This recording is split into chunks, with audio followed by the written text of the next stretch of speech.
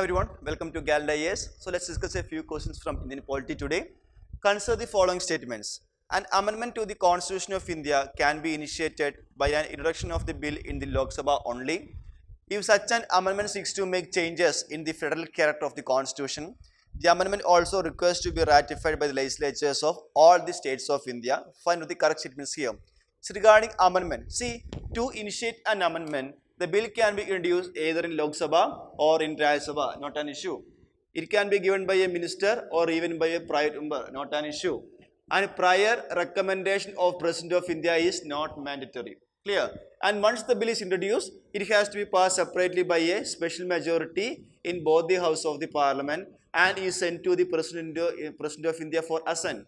And it is must or obligatory for the President to sign the Constitutional Amendment Bill.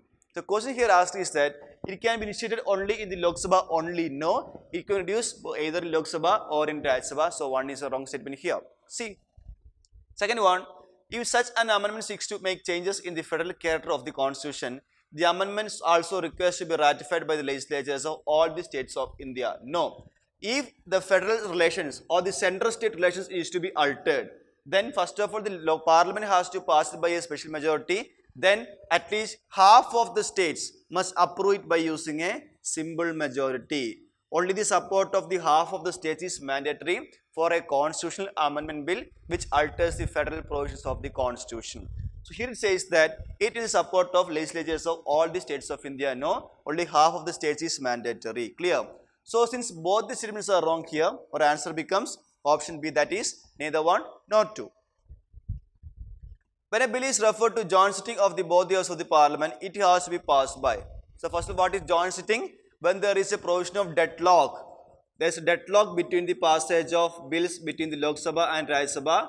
The President of India is empowered to call for a joint sitting.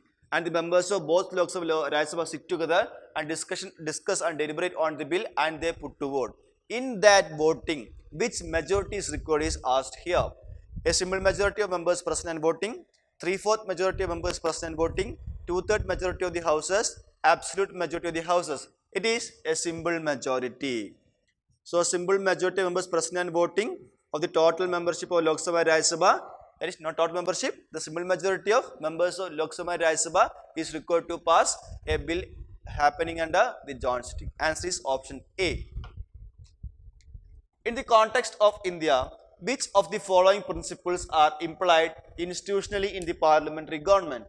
Members of the cabinet are members of the parliament. Ministers hold the office till they enjoy the confidence in the parliament. The cabinet is headed by the head of state. Select the correct answer. So regarding parliamentary government, regarding statement 1, it says that members of cabinet are members of parliament. Yeah. Why? Because we are having dual membership here. That is, executives are also part of legislature. Our ministers are also MPs as well as MLAs or MLCs. This shows that members of cabinet are members of parliament also in case of union legislature or the union executive. So one is a correct statement.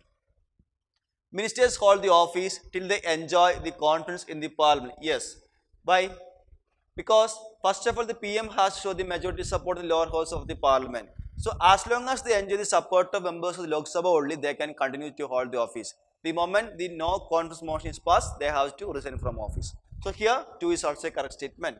Regarding 3, the cabinet is headed by head of state. No, because the cabinet is headed by the head of government only. Head of government means PM, head of state means the President of India.